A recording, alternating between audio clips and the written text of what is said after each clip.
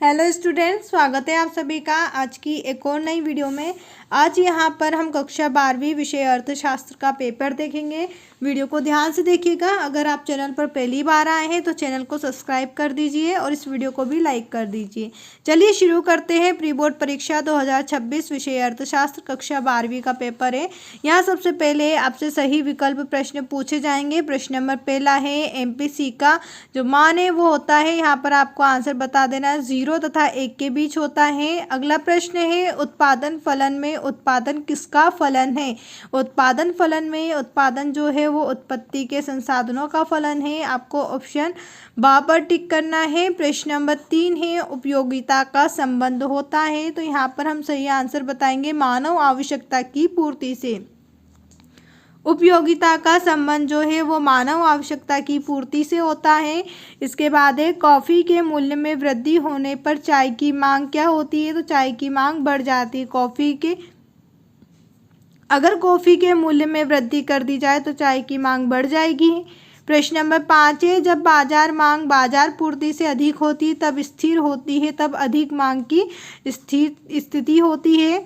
इसके बाद है नंबर 6 पर कुल परिवर्ती लागत तथा कुल स्थिर लागत का योग कहलाता है। कुल परिवर्ती लागत और कुल स्थिर लागत का योग जो है उसे हम कुल लागत कहते हैं। ऑप्शन आ पर टिक करेंगे। इसके बाद प्रश्न नंबर 2 है, यहाँ पर आपसे रिक्त स्थान पूछे गए हैं। अल्पकालीन उत्पादन फलन को कहा जाता है। जब MP शून्य होता है तब TP होता है। सीमांत लागत केवल लागतों पर निर्भर करती है।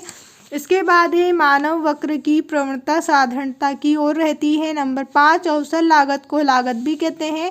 और नंबर 6 है वह नियम जो काल में लागू होता है उसे परिवर्ती अनुपातों का नियम कहते हैं। तो चलिए इन सभी रिक्त स्थानों के उत्तर को हम देख लेते हैं। उससे पहले अगर अभी तक आपने हमारे चैनल को सब्सक्राइब नहीं किया है तो चैनल को सब्सक्राइब कर दीजिए और इस वीडियो को लाइक करके अपने सभी दोस्तों के साथ भी शेयर कर दीजिए। पहले रिक्त स्थान में आपको लिखना है परिवर्ती अनुपात। इसके बाद दूसरे में आपको लिखना है अधिकतम। नंबर 3 में आपसे पूछा है सीमांत लागत केवल परिवर्ती लागतों पर निर्भर करता है। नंबर 4 है मांग वक्र की प्रवणता साधारणता की ओर रहती, तो यहाँ आपको लिखना है नीचे या फिर बाईं से दाईं। नंबर 5 है अवसर लागत को लागत भी कहते हैं। उत्तर हम लिखेंगे आर्थिक लागत। नंबर 6 है वह नियम जो काल में लागू होता है उसे हम अल्पकाल कहते हैं। अब इसके बाद अगला प्रश्न यहाँ पर आप देखिए। प्रश्न नंबर 3 में आपसे सत्य असत्य पूछे गए हैं। सत्य असत्य आपसे 6 नंबर में पूछे जाएंगे। पहला है बाजार मूल्य दीर्घकालीन बाजार में पाया जाता है। पूर्ति एवं स्टॉक समानार्थी है। नंबर 3 चाय तथा कॉफ़ी एक दूसरे के लिए स्थापना वस्तुएं होती हैं। नंबर 4 सामान्य कीमत स्थिर होती है। नंबर 5 सीमांत लागत वक्र यू आकार के होते हैं। नंबर 6 कुल लागत बराबर कुल परिवर्ती माइनस कुल स्थिर लागत। तो चलिए इन सभी को हम देख लेते हैं। पहले में आपको असत्य लिखना है। बाजार मूल्य दीर्घकालीन बाजार में पाया जाता है, यह कथन असत्य है। पूर्ति एवं स्टॉक समानार्थी, यह कथन भी आपका असत्य रहेगा। नंबर 3 चाय तथा कॉफ़ी एक दूसरे के लिए स्थापना वस्तुएं होती हैं, यह कथन आपका सत्य है। नंबर 4 है सामान्य कीमत स्थिर होती है, यह कथन आपका असत्य रहेगा। इसके बाद है सीमांत लागत वक्र यू आकार के होते हैं, यह कथन आपका सत्य है। नंबर 6 पर कुल लागत माइनस बराबर कुल परिवर्ती माइनस कुल स्थिर लागत जो है यह कथन आपका असत्य रहेगा। इसके बाद अगला प्रश्न आप यहाँ पर देखिए। तो प्रश्न नंबर 4 में आपसे सही जोड़ी पूछी गई है। यह जोड़ी आपसे 7 नंबर में पूछी जाएगी। तो चलिए इस जोड़ी के आंसर को भी हम यहाँ पर देख लेते हैं। जोड़ी के नंबर हमने पीछे लिखे हुए हैं। पहले में आपको GDP दिया हुआ है जिसे हम सकल घरेलू उत्पाद से मिलाएंगे। इसके बाद है व्यापारिक बैंक जिसे हम जमा एवं स्वीकार करना से मिलाएंगे।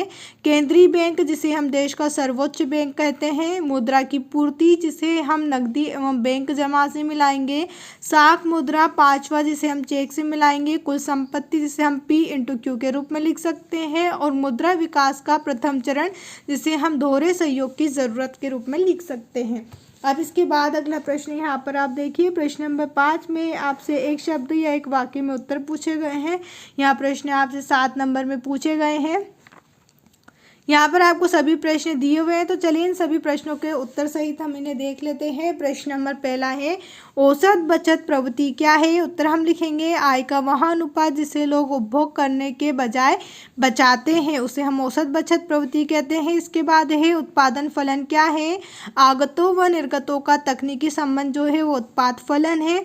भारत के केंद्रीय बैंक का नाम आपको बता देना है भारतीय रिजर्व बैंक, या फिर आप आरबीआई लिख सकते हैं। इसके बाद है, मांग का एक निर्धारक तत्व लिखिए। मांग का एक निर्धारक तत्व है वस्तु की कीमत एवं उपभोग की आय। इसके बाद है, किस अवधि में स्थिर लागत नहीं होती? आपको लिखना है दीर्घकाल। दीर्घकाल अवधि में स्थिर लागत नहीं होती है। उपभोग फलन का समीकरण क्या है? उपभोग फलन का समीकरण है C बराबर 2 + PY। मजदूरी दर का निर्धारण कहाँ होता है? यहाँ पर हम उत्तर लिखेंगे श्रम बाजार में। अब इसके बाद अगला प्रश्न आप यहाँ पर देखिए, तो प्रश्न नंबर 6 जो है आपसे यहाँ पर 2 नंबर में पूछा जाएगा, निम्नतम निर्धारण कीमत किसे कहते हैं? निम्नतम निर्धारण कीमत किसे कहते हैं? अब इसके बाद अगला प्रश्न यहाँ पर आपसे अथवा में पूछा है, सकारात्मक आर्थिक विश्लेषण किसे कहते हैं? प्रश्न नंबर 7 है, प्रभावी मांग किसे कहते हैं? अथवा में है, सीमांत उत्पादन संभावना क्या है? प्रश्न नंबर 8 है, पैमाने के प्रतिफलों का नियम क्या है? यहाँ आपको सभी बाकी के प्रश्न दिए हुए हैं। आप इनमें से जिस भी प्रश्न का उत्तर चाहते हैं वो मुझे आप कमेंट करके बता सकते हैं, जिसका उत्तर हम आपको टेलीग्राम चैनल पर बताएंगे। टेलीग्राम चैनल ज्वाइन करने के लिए मैं आपको नीचे डिस्क्रिप्शन में लिंक दे रही हूँ, जहां से आप हमारे टेलीग्राम चैनल को ज्वाइन कर सकते हैं और इन सभी प्रश्नों के उत्तर की PDF को भी प्राप्त कर सकते हैं।